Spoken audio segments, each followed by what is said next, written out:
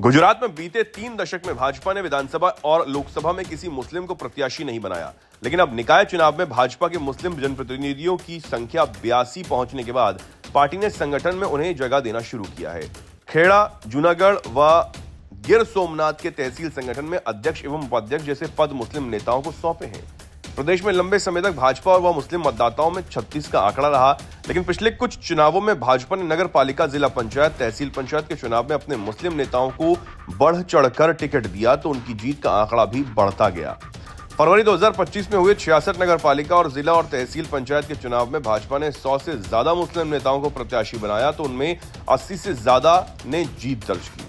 आंकड़ों की माने तो भाजपा के मुस्लिम प्रत्याशियों की जीत का रेटिंग 73% रहा। भाजपा के मीडिया प्रभारी योगेश दवे बताते हैं कि पहले निकाय चुनाव में भाजपा के पास 41 मुस्लिम जनप्रतिनिधि थे, जो अब 82 पहुंच गए।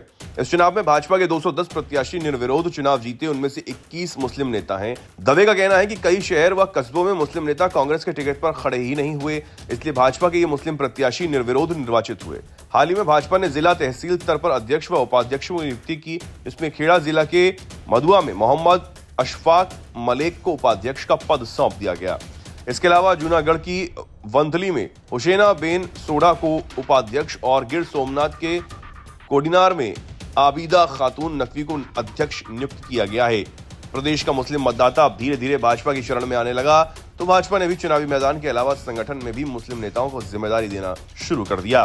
कांग्रेस प्रवक्ता मनीष जोशी का कहना है कि भाजपा को मुस्लिम नेताओं की जब जरूरत होती है तब उन्हें टिकट और पद देती है, मगर जब मुस्लिम समुदाय को तकलीफ होती है तो वो भाजपा उनकी तनिक भी चिंता नहीं करती। वहीं 16 फरवरी को गुजरात में हुए स्थानीय निकाय चुनावों में समाजवादी पार्टी को जो खुशी मिली वो 11 दिन बाद ही सदस्यों के दल बदल के बाद गायब हो गई।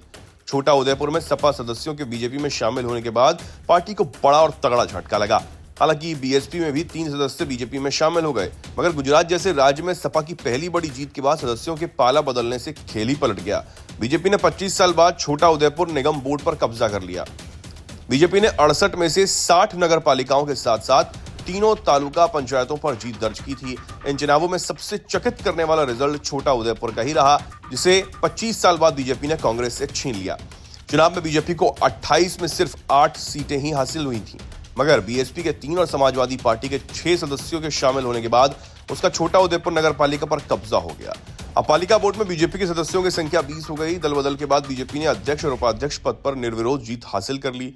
बुधवार को मंजूला कोली को अध्यक्ष और परवेज मुस्तफा मकरानी को उपाध्यक्ष चुन लिया गया।